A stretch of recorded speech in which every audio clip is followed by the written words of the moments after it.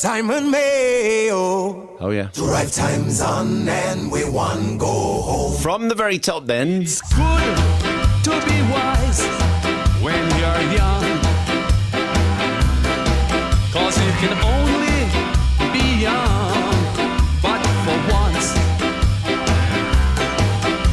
enjoy yourself, have lots of fun, serve God and live, my friends, and it will never done. Come on, you know how this goes. Enjoy yourself. One more time. It's later than you think. Enjoy yourself. We have some snacks for the journey. While you're still in the thick. A degree of lubrication Years go by for the sore throat, and we're ready to go. quickly as the wind. Enjoy yourself. Enjoy yourself. It's later than you think. All right, well, here we go. Simon Mayo, 88 to 91 FM, BBC Radio 2. Hello and welcome. This is another Confessions podcast from your friends right here, where we play these jingles, BBC Radio 2. which is normally followed by... Mayo. Simon Mayo. and that's me. So it's another Confessions podcast. Some more terrible tales from the very sinful Radio 2 listener, all looking for some forgiveness from the juggernauts of justice, which in this case is kind of you, really.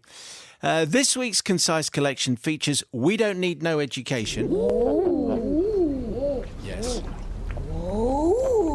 Hey, hey, we're the surgeons. I know. Love letters straight from the heart. And the more I see you... Oh, I've run out of ducks. The more I see you, the less I want you. I know. Well, we haven't had the Idas for a while. Still the best ducks in the world. Right, that's enough of that. And on with the confessions for this week. Father Simon and the Forgiving Collective, says Steve. My confession takes us back to the late 60s, a world of Harold Wilson Tupperware parties and Monty Python. I was living in rural Northamptonshire in a small village that comprised several farms, houses, one shop, a church and a small 3-classroom primary school. Life was great growing up in the village. My two brothers and I would spend weekends and holidays climbing trees, exploring farm buildings, hitching lifts on tractors, making cutlasses, like as pirates do, with broadswords out of sticks, and building fires in places we probably weren't meant to. But they were different times, everybody. Yes, they were. And obviously, You know. what you got away with in the 60s doesn't mean you can get away with No, it you now. can't. in Fire any was way. less dangerous back then. That's right. Fire was less hot. And it just turned up in fewer places. My mum was the school cook by day and the caretaker by night.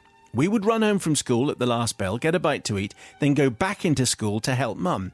I say we, it was usually me and my younger brother, who I called Stumpy, because he had very short legs for his age. Again, different times. Well, that's what brothers probably still do that to this day, Yeah, I that's would fair think. My older brother was too concerned with his studies to go back to school. Apparently he was a genius, especially when it came to reading.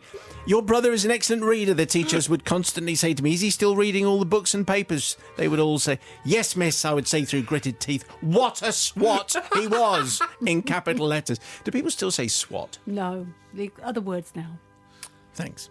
Father Simon, the school was a noisy place during the day, but at night it became something else, especially for an 8-year-old boy. It became a temple of mischief. After arriving back at school, Mum would give me and Stumpy a few jobs to do. My guess is that Mum didn't call him Stumpy, but anyway. First would be to sweep the hall with a large V-shaped brush that would be open out to collect the day's debris. After this, my mum would use a buffer machine to clean the floor. My mum would fight with this machine for ages, and this would give us time to explore. The library was a favourite place, Father Simon. Stumpy and I thought that sorting books alphabetically by author was boring, so we would arrange some sections by content. So we rearranged the books: D for dinosaurs, dancing and daredevils, E for electricity, elephants and explorers, G for girls, goalkeepers and giants. Some sections we arranged by size, some by the colour of the cover, that kind of thing. Having idled away some time doing some sensible librarianing, we would undertake the main aim of our nighttime adventures, which was Operation House Points. The school had 2 houses named after castles. Conway was red and Windsor was yellow. Stumpy and I were in Windsor. Our big brother, the know-it-all, remember him, the SWAT? Yeah, Swatty. He was in Conway. Boo. At school, each pupil got house points for hard work, achievement and good behaviour. In each classroom, there was a counter below a coloured shield for each house. In the main hall, there was a larger version of these. When a pupil earned themselves a house point, they would go up to the front of the class, move the counter of their house up and earn a house point. Every Friday, the points would be transferred to the large ladder in the hall. This ladder would mostly be hidden by a large TV on a metal frame and wheels. We watched the moon landing on it in 1969. I had noticed that the teachers never took any note of how many points had been awarded. There were no records kept. So, Father Simon, as you might be guessing, each evening we would slip into each class and move the yellow counters up and the red counters down, just enough so it wouldn't get noticed. We weren't foolhardy, we were experienced in the art of deception, some days making it look like red was winning, but of course, come the end of the week, yellow would just be edging in front. Can you imagine the excitement at the end of term as Windsor won the House Cup again? Ha ha! And again, yes, and again. I will never forget the look on Swatty's face as we went up on stage during the final assembly of each term and graciously accepted the packs of spangles handed out as a reward to the winning house. Yes, boiled sweets all round. In your face, Conway. As we didn't say, back in the 60s, but probably should have. I think in total we won it 9 terms in a row, which is probably to this day a school record. But I don't ask forgiveness from Swatty. He went on to have a good career in the military, so no damage done. No, Father Simon, I ask forgiveness from those parents of the pupils in Conway House who never ever got to see their child up on stage with a packet of spangles at the end of the year. And forgiveness from all those children who never got the sweets because of Stumpy and I's after-hours adjustments. Juggernauts of justice, I fall at your feet in your mercy. Well, you know, we'd all do this. Absolutely, we'd do the same thing. You got a chance to fiddle the house point system? I think people probably would. The modern equivalent would be logging on, finding the password of which obviously we wouldn't be doing. No, but if you could fix it so that your house was the winning house, I think maybe it's just me. Anyway, Sister Bobby. Steve, I'm actually quite surprised that's all you did if you had the run of the school. I thought raiding the kitchen cupboards would have been my first thing, trying to find biscuits, sweets, anything that I wasn't allowed to have.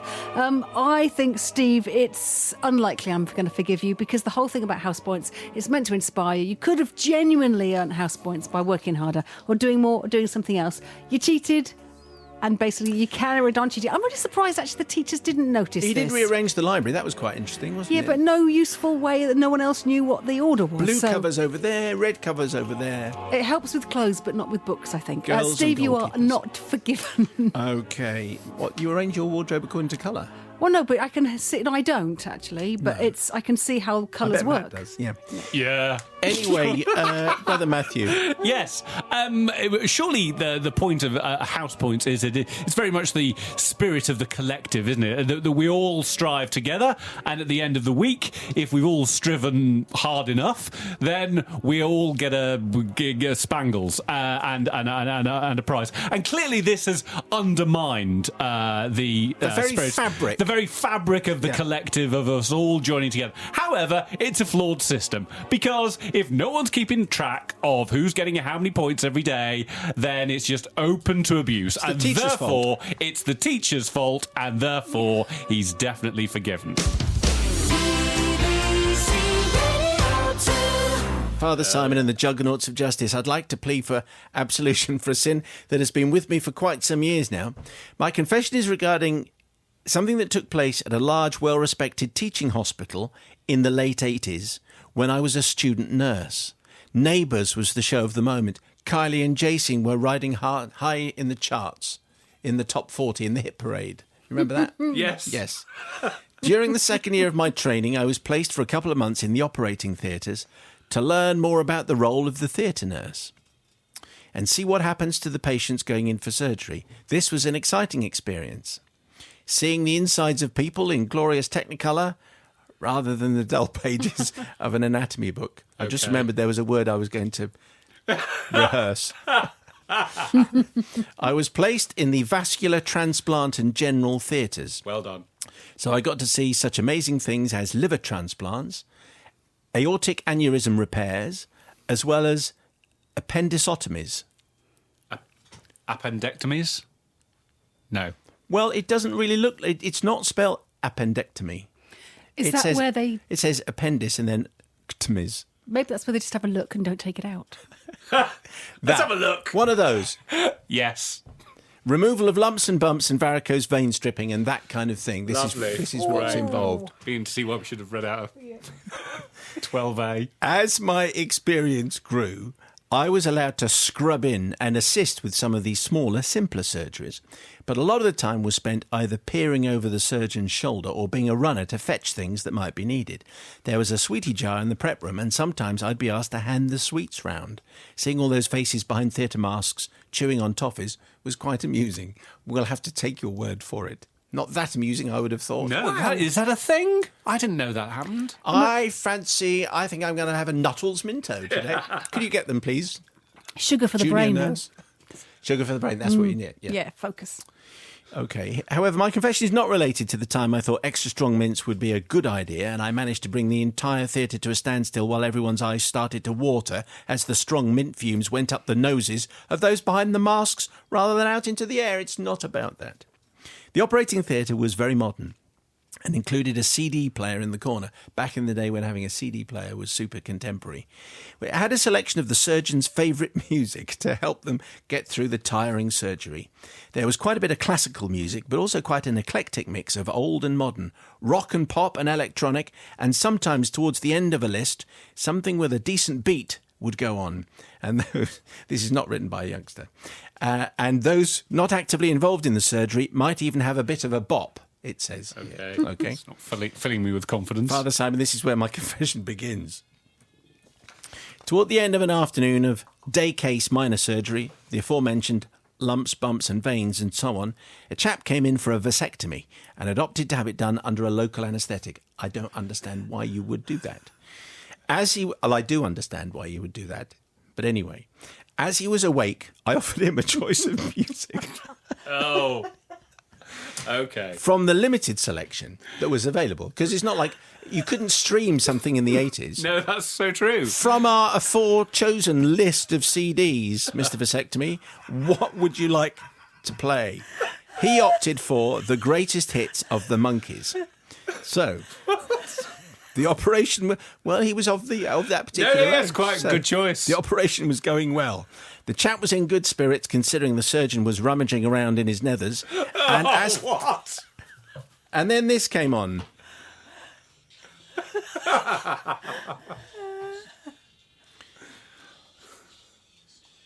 So this comes over the speakers. I decided it'd be fun to put on a little show for the patient.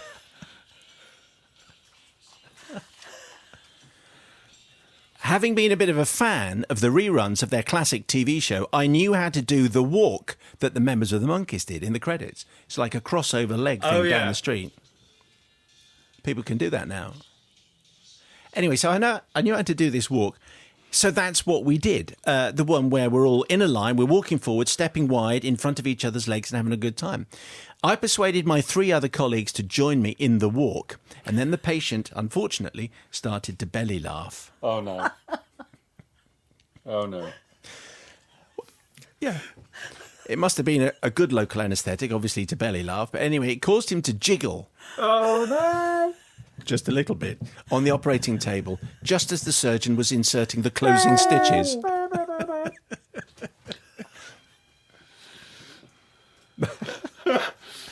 I therefore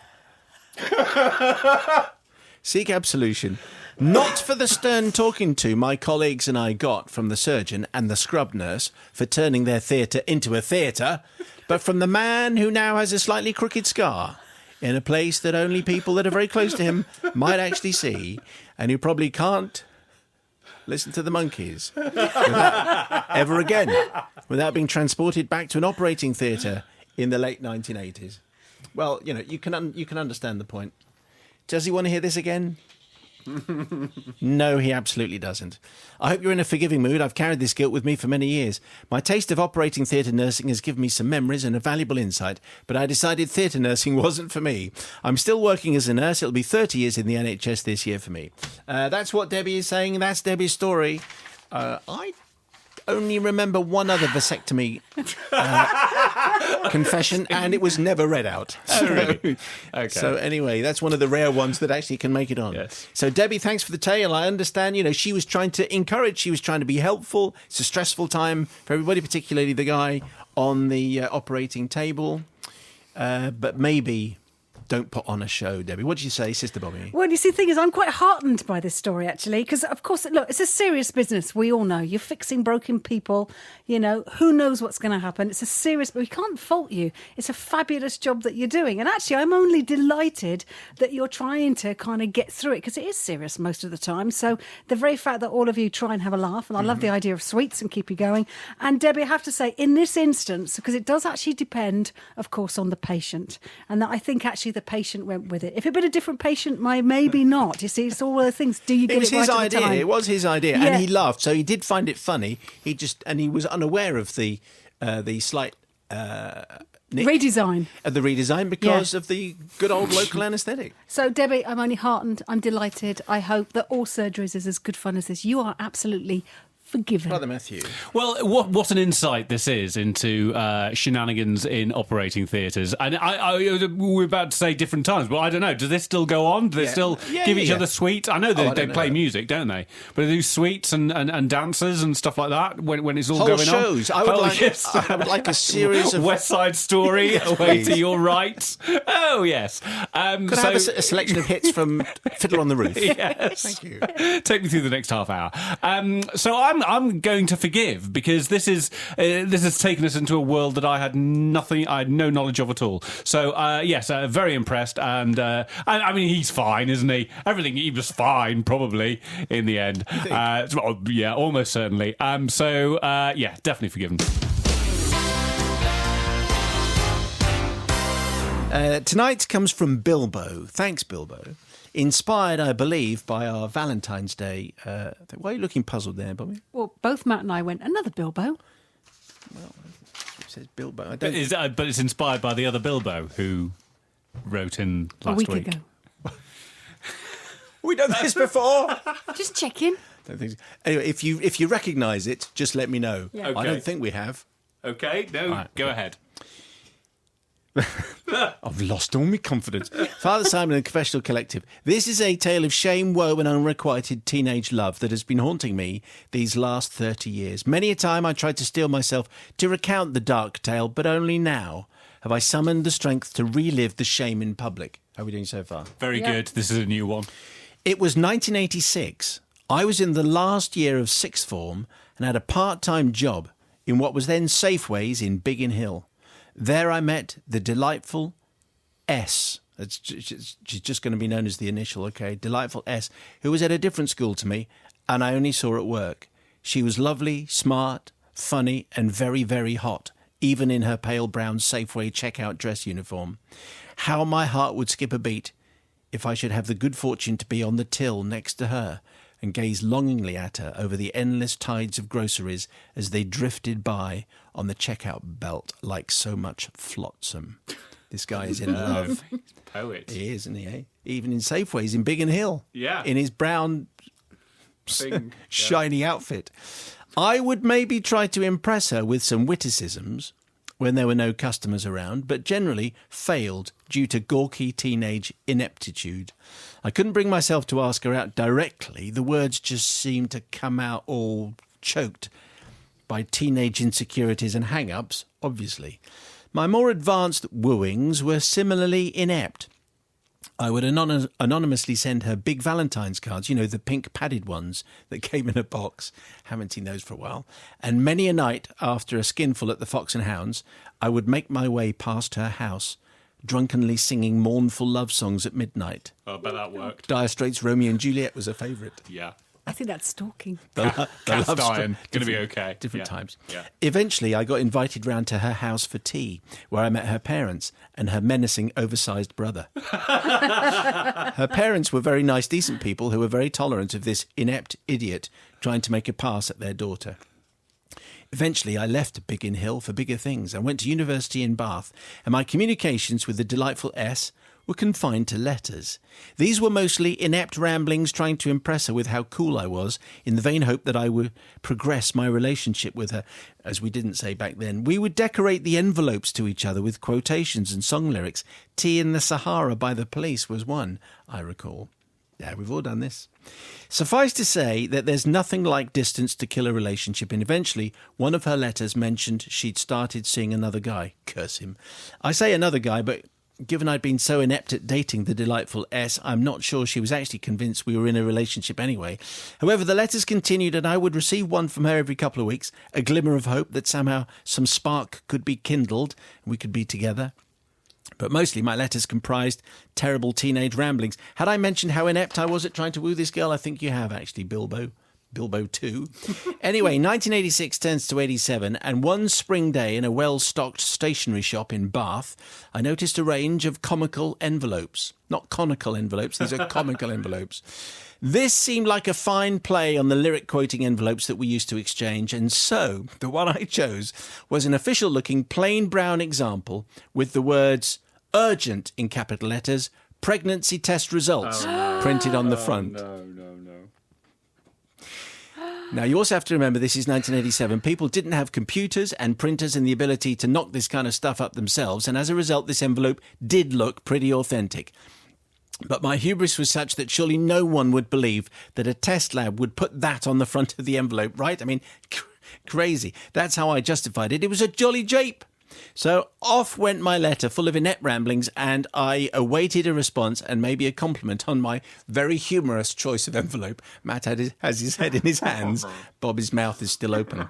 Strangely and contrary to our regular pattern of correspondence, I didn't receive a reply Oh, really? the next week or the next, and I began to get worried. Maybe my letter got lost in the post. Yeah, maybe that was Maybe it. she's moved. Yeah. Maybe she's so in love with this other guy that she can't be bothered with writing to me anymore. No, the truth was far worse.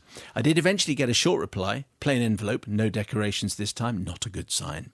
It transpired that her very nice parents had collected the post off the front doormat, found an official-looking envelope with the words "urgent pregnancy test results" printed on the front. Instead of realising this was an obvious jolly jape and handing this over to the delightful S, they had summoned the entire family, including her menacing oversized brother, in the front room of their house, sat the delightful S and the other guy, curse him, on the sofa, and confronted them with his envelope. And no. "What is the meaning of this?" demanded an explanation. Apparently there were tears, wailing, gnashing of teeth, and that sort of thing from the parents. Of course, on opening the official-looking envelope, all it contained was a page of my inept ramblings again, which probably didn't go down too well given the circumstances, you think. How I wished that the ground would just open up and swallow me whole and suck me down into some dark, cheerless place where I could be completely forgotten by all decent human beings. But no, that would have been the easy way out. Time to man up, I thought, and I wrote the most contrite, grovelling apology imaginable to her and her nice parents. What bad taste my jolly jape had been, how inept, etc. No fancy envelope this time. I got a reply the next week that they had calmed down a bit, but the thought of unmarried teenage pregnancy had resulted in her being totally and irrevocably banned from seeing the other guy, curse him, and that my jolly jape had ended their budding relationship. I couldn't bring myself to reply to her after that, and I never saw or spoke with the delightful S ever again.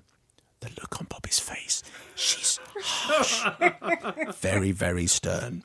I don't seek forgiveness for the envelope. It was a jolly jape after all, and I certainly don't seek forgiveness for breaking up the relationship with the other guy. Curse him. Actually, that was a bit of a result. Nor do I seek forgiveness from her nice parents. Come on, who'd actually fall for that?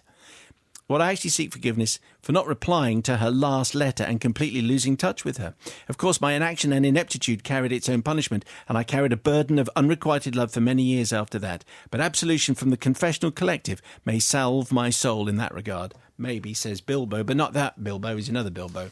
We haven't done that one before, I don't think. No, it's very good. So, I mean, clearly this particular Bilbo is an idiot. I mean, that's Clearly. that's the first thing that needs to be said. Bobby is still looking absolutely mad as hell. Here we go, Sister Bobby from the Priory. To be quite honest, I'm a few words. I might have to go stand in the corner and calm down. What were you thinking? Why was this ever a jolly jape? I mean, these are sensitive time for parents and adolescent children.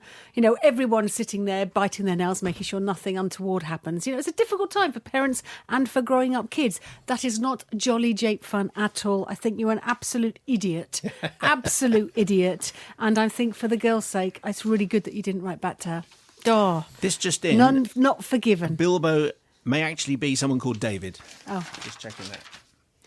not Okay. forgiven, David. Well, he's probably David, but he likes to be known as Bilbo. That's great for him. Anyway, what do you think there? I think I've said before on Valentine's, never go funny. Never, ever, ever go. I know this wasn't a Valentine's thing, but it was a love letter thing. Never, ever, ever go funny. Make it love, love, love, love, love, love, love, love. Never funny. That said, it was obviously a joke. It was a joke. And is it just me, or did the parents overreact just a little bit? We're going to get you all in the room, and we're opening up this envelope. Oh, it turns out it was a joke. Oh, by the way, you two can never see each other again. A little bit too much, I think. So really, I don't think there's a lot to forgive, other than the fact that he's held this candle for S. He needs to get over that. So actually, yes, I am not going to forgive, because quite clearly this has been festering for a while. I don't want forgiveness from the parents or the boyfriend or the brother or whatever. I want forgiveness from S. Get over it. She's moved on. So should you. Dear Collective, my confession goes back into a world before the internet, before mobile phones, and just before Beatlemania. The year is 1963. By the way, I should say about this confession is that there is a requirement for me to do an accent, but I'm not going to do it because I won't get anywhere close. So what I'll do is I'll just read. It is written out phonetically for me, but you're just going to have to do the voice yourself. Otherwise, I risk kind of annoying people more than normal, I know. Is it Slovakian or something like that? No. We'll get there. Bilbo. So the year is 1963. The venue is Newcastle City Hall. There's the clue. And the event is the Chris Montez Tour. As some of your older listeners may recall, Chris Montez was a young American singer with a big hit called Let's Dance. Second on the bill was Tommy Rowe, who had a maudlin hit about a folk singer. Later on, of course, he would have a bigger hit with Dizzy, but he hadn't had that hit just yet. And there, way, way down the bill, was a new group called The Beatles. I was 15, says Mazza, and having heard Love Me Do crackling over the radio, I knew that I just had to see them. In those far-off days, it was possible to sit on the stage behind the performers on stepped choir stalls, and so our tickets were half the normal price, mainly because you only saw the backs of the performers, and the sound systems were so rubbish that it was very difficult to hear anything at all. The concert started with someone long forgotten, can't remember, and then came the Beatles. John Lennon turned and smiled at us a couple of times, but apart from that, we only saw the backs of the Fab Four and heard almost nothing, but we were in heaven.